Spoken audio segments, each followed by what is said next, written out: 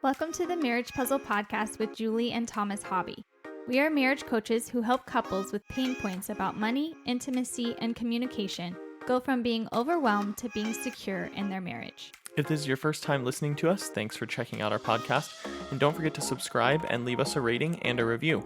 Let's dive into this episode. Hey everybody, thanks for checking out the Marriage Puzzle Podcast. And we are here with a new episode for you. It's been about a month since our last one. We're excited to get back at it. At the time we're recording this, Thanksgiving was just a few weeks ago. And that got us thinking as we were planning this episode about having that attitude of gratitude towards your spouse. It got us thinking about being thankful.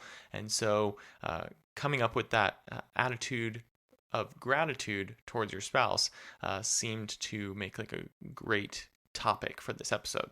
That's something to really keep in your marriage and not forget about.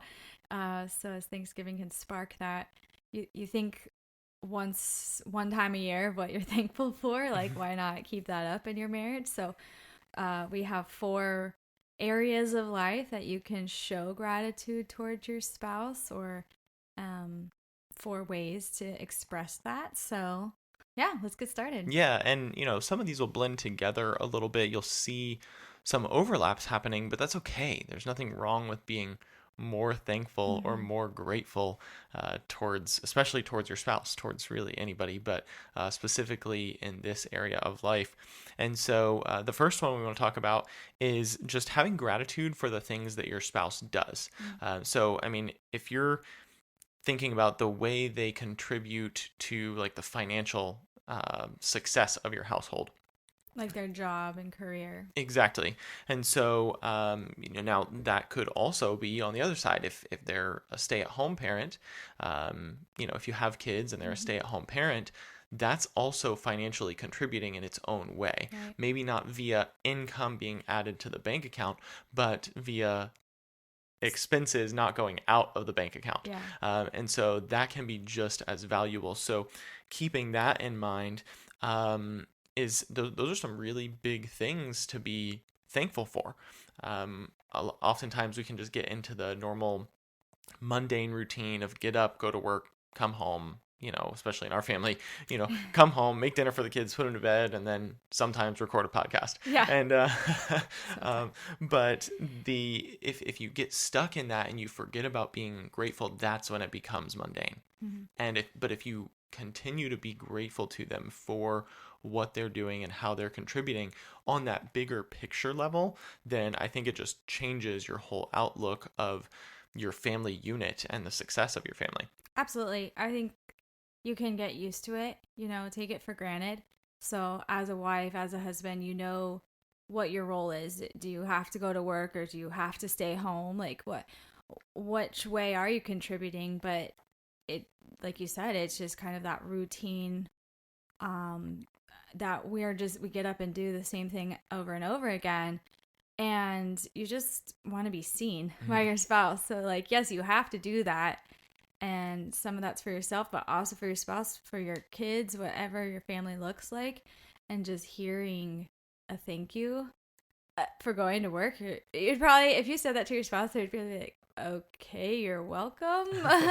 But that's what we're kind of like going to dig into, of just opening up and showing appreciation, really is what it is, and not take those things for granted that your spouse does contribute and does do for you. Yeah, and that's on, we started talking about this one on the higher level, but there's also the smaller level, the in the home details that happen, whether that's driving the kids to soccer practice or doing the dishes or whatever. A simple thank you, just noticing that each time or more times than not, will really start to grow your gratefulness for them. And I think that one of the things for us is like, you're oftentimes the one who does more of the laundry, and Yes. So I think that I don't want to. and so I think that that's an area that as I notice it more and more, just being able to like step out and just say thank you. Yeah. I mean, we're not talking about trying to go overboard on something that is so small, but trying not to overlook the small things either. Because I mean, it could be thank you for going to work, and thank you for bringing home the pay, but it can also be like thank you for doing that extra thing, thank you for staying on top of that so we all had clean clothes, or whatever the chore is. Because again, on high level, or low level, it can become mundane, and just hearing the thankfulness and feeling noticed, like you just said, feeling seen by your spouse, I think can really change everything. So to sum that up, the first one is kind of maybe you're saying be grateful for the day to day, the career, the chores, the kids, the making dinner, all the things that are routine, and expressing that gratitude. Bingo. That's the key right there. Is being grateful is internal, but expressing it is that external. They need to know that you're grateful. And if you're just internally grateful, that doesn't help do anything for them. That doesn't make them want to get up again the next day and go do it one more time. And so withholding that is going to just be slowly wearing away at them. It's you adding to the wear and tear on them in that situation. Whereas expressing that gratefulness, that gratitude towards them for any of those day-to-day things, big or small, is going to build them up a little bit more, reinforce what you've got going. And it's you may not see it this way on a surface level, but one of the big things that we talk about here on this podcast is communication in your marriage. And if you start doing something like that, that's going to do two things. One, it's going to make your spouse feel seen, but two, verbally, it's going to increase that communication towards your spouse and with your spouse. And by saying just the words thank you, that is literal communication to them about something. And that's a positive reinforcement of communication, which is more and more of those is going to build your communication and make it better. So if you're in a poor place on your communication with your spouse, this is a simple step that you can start taking to really just start improving that communication little by little, showing them that you see them, showing them that you hear them, and see what they're doing, and verbalizing it is going to slowly start increasing that communication. That's great. So if you're like, how? Well, how do I do that besides expressing the words? The second one we would share is show your gratitude toward them by doing something in their love language. So we've talked about love languages on the podcast before, but if that's new to you, there's 5 love languages. There's physical touch, acts of service, quality time, gifts, and words of affirmation. And you can have a little bit, it's not like you just have one of those, you can have a little bit of each. But if you were to take a quiz on the 5 love languages, you're going to score higher naturally on one of those. And it's usually the way that we express our love, and your spouse actually needs to receive love in that one of the 5 love languages. So we'll kind of give you examples of how to show gratitude with that love language. So these aren't in a particular order, but if the first one was physical touch, then I would think a hug, like high five, you did it. Thank you. But probably more of a married couple, like an embrace, like to say thank you, but kind of, if your spouse is physical touch, then I think that would just mean the world to them. Yeah, an intentional, like, go out of your way hug, and embrace, I think, is even more than a little hug, right? Like, that's that extra little emphasis you add onto the hug. You hug a little longer, or it's a 2-arm hug rather than a side hug, or what did we hear the other day? It was like 26 seconds. It's not a hug unless it's 26 seconds. Is that what it was? I don't remember what it was. It was 23 or 26, and we tried it, and we started giggling because it's a long time when you were like hugging for over 20 seconds. But it showed like how just we go through life, and I think we do hug, but a lot in our marriage, but even that was like, okay, maybe just just being Mm-hmm. and The embracing, intentionality, yeah. not in a sexual way, just have that physical touch of this gratitude. Yeah. Extend that. Try to go to that 20-second plus. It'll feel a little awkward, but that was just kind of a fun experiment to feel that. Yeah, and the second one, acts of service, is like if you noticed, in the example we were talking about before, like if your spouse is the one who's going out and doing, the going out and working, and you're more of a stay-at-home parent, and you're seeing they're having a super stressful time recently. Again, not to get into comparing which task is harder. I've done both throughout my journey as a husband of being the one going and working and being the one staying at home, and they are both equally difficult.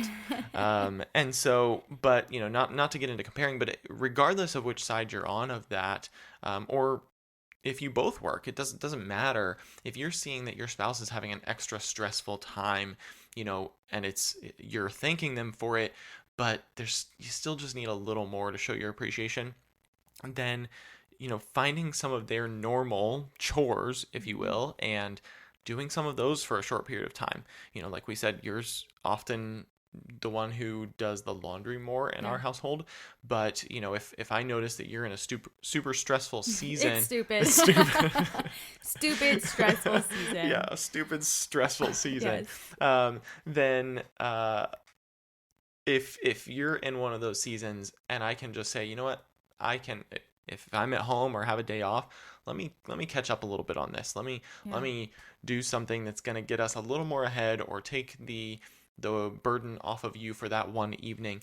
That's just going to go that extra little step to show my appreciation towards you in an acts of service type of way. So you can do that regardless of if your spouse is acts of service. You can do all of these regardless of what their love language is, but finding their love language and doing something in their love language is going to really show that appreciation that much more. So if they are acts of service, this is a great opportunity. Yeah, even this might get in a little quality time, which is next, but I would say you using the laundry example, yes, if I come home and I'm like, you did the laundry, like, oh my goodness, thank you, but then you're trying to show gratitude towards me, and in return I get to express gratitude towards you for doing that, but also maybe doing that with them. So if you see your spouse, we're just stuck on the laundry because it's always there, and probably relevant for everybody.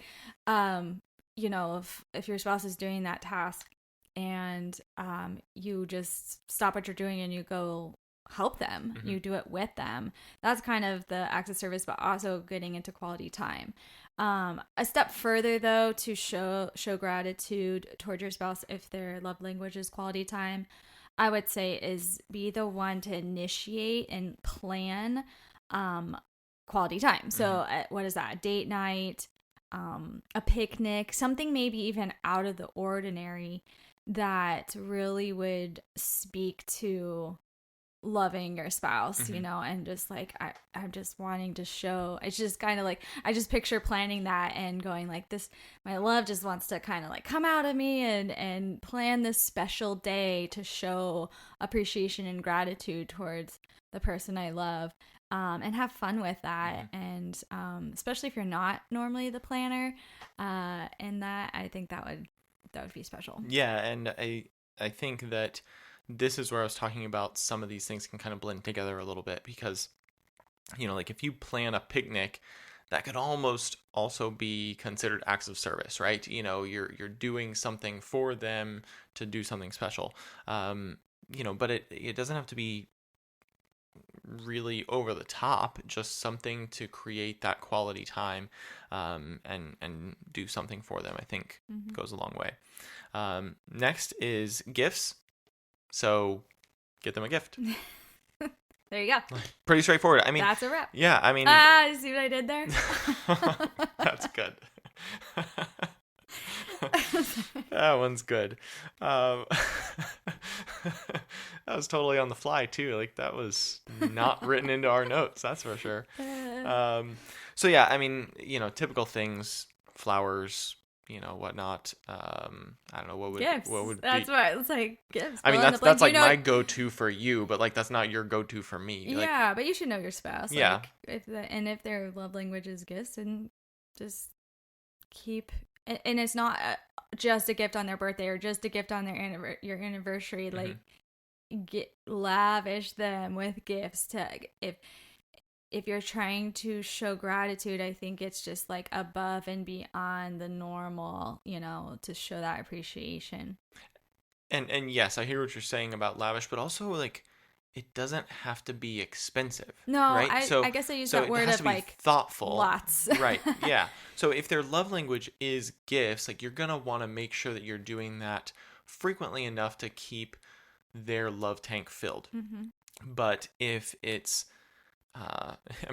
if it's over the top, you're going to be breaking the budget, and that kind of defeats the purpose, right? Okay. But if it's put like a candy kiss in their there you go, lunchbox. like something like that, or when you buy them something, it's like, oh, this made me think of you. It could be something totally junk and doesn't matter, but like makes you think of them. Like that's going to be meaningful to a person who has gifts as their love language. So it doesn't have to be expensive. It doesn't have to be something that's necessarily going to last forever or anything like that. It doesn't have to be high quality. It just has to have a meaning tied to it so that it makes sense to them. Yeah, I just would say don't stop, because I've even just recently talked to a couple with Christmas coming up now, like, oh, we don't really do gifts for each other anymore. And you can't get into that of like, why spend the money? Like you're, talking about finances. You know that I love you, but we're trying to talk about ways that you can simply keep it up and express gratitude throughout the year, more frequently in your marriage. So another simple way of that is the last love language is words of affirmation. So you thought gifts was easy, like words of affirmation, say thank you, say thanks. Literally. But, I'm words of affirmation. So I would also say, sometimes if you were just saying thanks, like the spouse could be trying, like I'm using words of affirmation, but take it a step further and write them a card. Write out your thank you, write something, to take that of why and what you appreciate and what you're grateful for. And then I think that is like, more words. Yeah, I think if you become like a broken record about it and you're literally just like, thank you, thank you, thank you, thank you, thank you, thank you, it becomes like one of those words or phrases, like when you say it over and over again, you're like, what does that word even mean, kind of a thing. So don't become a broken record. And really, this is a little off topic, but the same thing can almost go for apologies too, right? It's if you're just saying sorry, it loses its meaning. You have to be sincere. Same thing with thank yous. You have to be sincere and genuine about it, or it's going to lose the meaning. So I love what you said about writing something like that. Just takes it that extra step further and really makes them feel the appreciation, because you've now taken your time to write something, to sit down and think about them for a moment of your time and write something out, write your thoughts out to give it to them. And honestly, it's savable. So just because I can speak to that, like if I then am feeling unseen or, that people aren't grateful, I can get that card out and start filling that tank again to be like, oh no, he does love me. He does appreciate me, So that's why I said cards, because you could save them and hold on to it. Yeah. So next we are going a little more broad again on this one, and just being grateful that your spouse woke up again in general, that they're still here. I mean, in our last episode, we talked about, the topic was, what would you say at your spouse's funeral? That came out of, attending a funeral of someone who passed away out of a married couple. And so not taking those days that they actually wake up for granted. So being grateful that they're still here, but also that they chose to still wake up next to you again. I mean, how many times, can you make your spouse mad or annoyed and they still wake up next to you? Being grateful for that, especially if it's after you've, had an argument or something or done something stupid and, frustrated them. Being grateful that they're still here the next day. And you should be faithful to your marriage, but even that they came home to you, and came right home to you or whatever it is. It's just like back up at the top, like those little moments. Those are actually big moments that you should be grateful for. And then the final area in your marriage is to say thank you after having sex. We don't really talk about that to our friends or family, but like, no, that's so important. That is, I remember saying in one podcast episode, like the intimate moment after you're intimate, like that is so special. Yeah. After the physical act, don't just roll over, cool, peace out, or check your phone or go like move on with your day. Like pause and just like kind of savor what just happened and this climax, yes, but this like intimacy that brings you guys together in your relationship and your love and your marriage, and be grateful for that and express that and hold each other and like hold on to that. It can really transform your marriage. Yeah. To keep that intimacy beyond the physical act. I love what you said about that moment right afterwards, because that moment can be one of the most golden moments in your marriage, and it can happen frequently.